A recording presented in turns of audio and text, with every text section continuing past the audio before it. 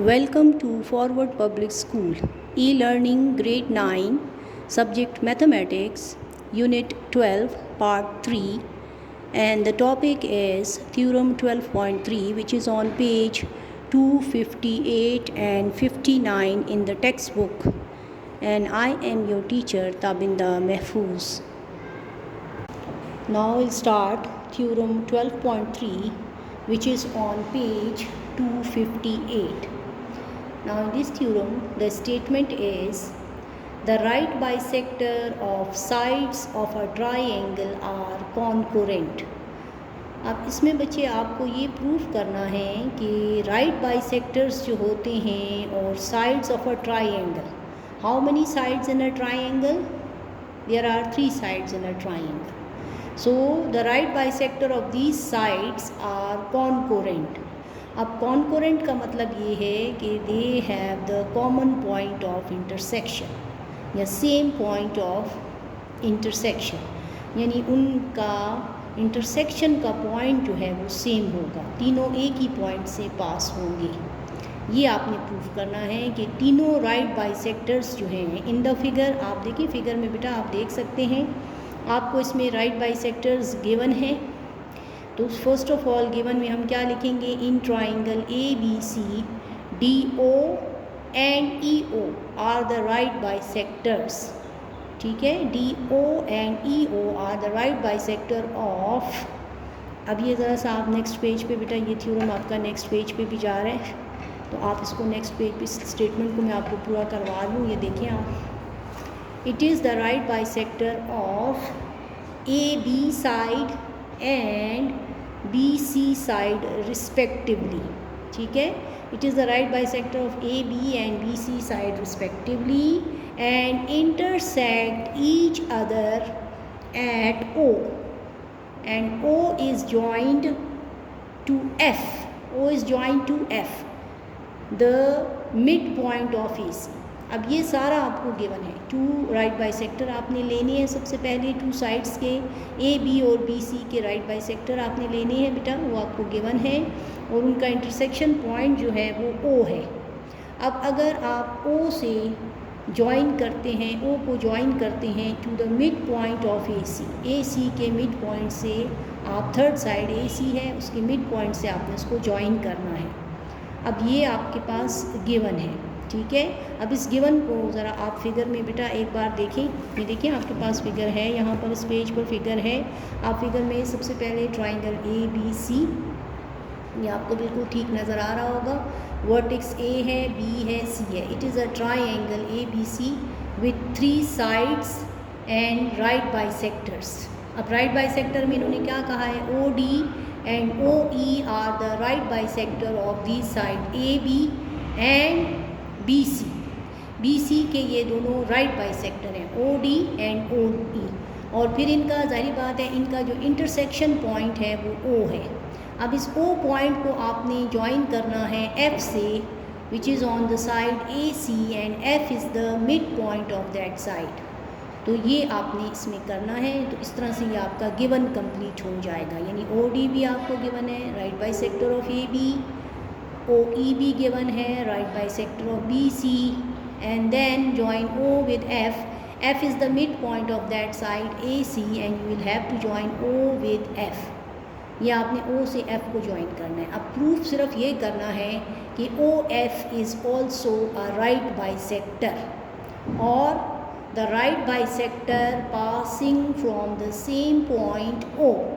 So the right bisectors are concurrent. जब तीनों conditions जो हैं, तीनों राइट बाइसेक्टर सेम पॉइंट से पास हो रहे हैं या उनमें वो पॉइंट आ रहा है, एग्जिस्ट करता है, तो that's why these 3 right bisectors are said to be कॉन्कोरेंट.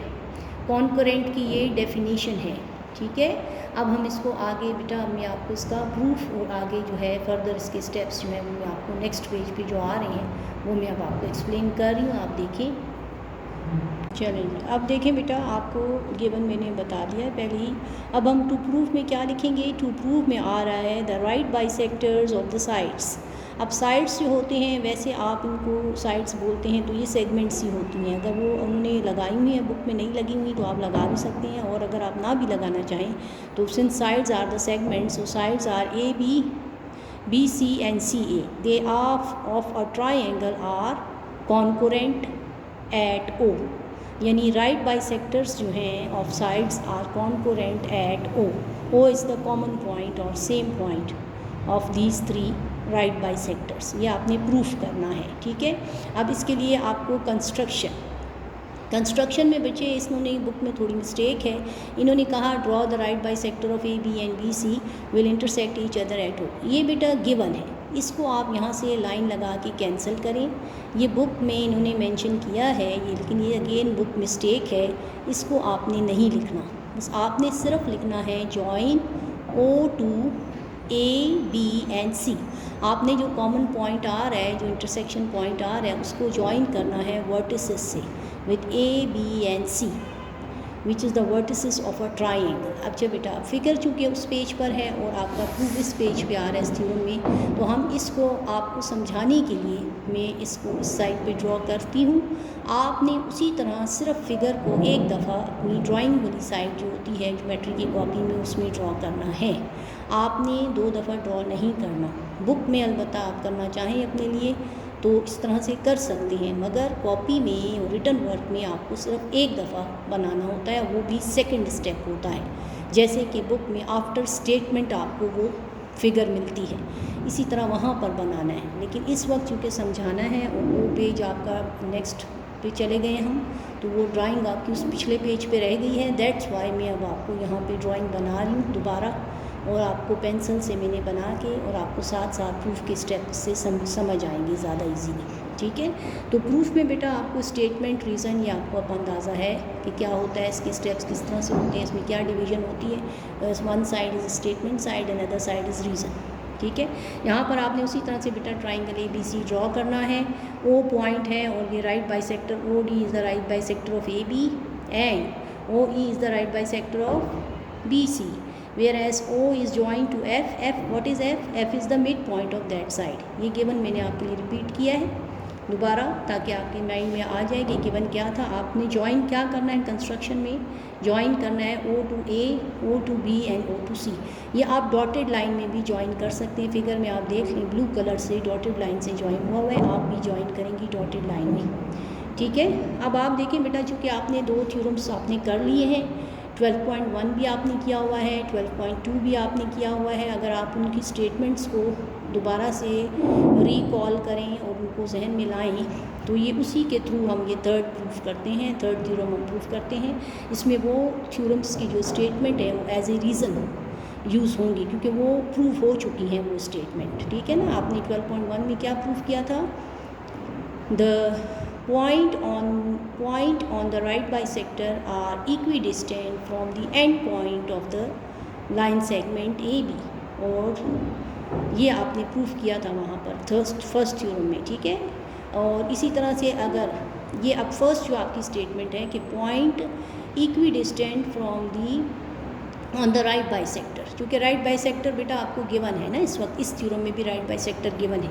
तो देखिए सबसे पहले हम ट्राइंगल ए ओ बी को लेते हैं। अब देखिए यहाँ पे ट्राइंगल्स को गौर से देखें, ए ओ बी को अगर आप लें ए ओ बी, तो आपके पास सबसे पहले O A is congruent to O B, या B O is congruent to A O, ठीक है। क्यों, वजह क्या है, O lies on the right bisector of A B. O आपको पता है it is the right bisector of A B, O D is the right bisector, so O lies on the right bisector, whereas O A is congruent to O B because point on the right bisector of a line segment is equidistant from its end point। जब भी point right bisector पर होगा तो वो equidistant होगा end point से। And what is the end point of the segment, that is A and B, so O A is congruent to O B. ये आपका बेटा फर्स्ट रिजल्ट है। सिमिलरली दूसरे ट्राइंगल को देखें जो आपको second bisector right bisector given है, which is on B O C triangle. B O C triangle को आप देखें, O is the right bisector, O lies on the right bisector of BC because OE is the right bisector of this segment। So therefore OC is congruent to OB. Second result, या BO is congruent to CO. अब यहाँ से vertex से point O पे आएँ, इसी तरह vertex से पॉइंट O तक डिस्टेंस लें. सो CO is congruent to BO. O is on the right bisector of BC, या point equidistant from the end points of a segment. तो ये वही लाइन आप इसमें रिपीट भी कर सकते हैं. Point on the right bisector of a line segment is equidistant from it and point, या O is on the right bisector of BC.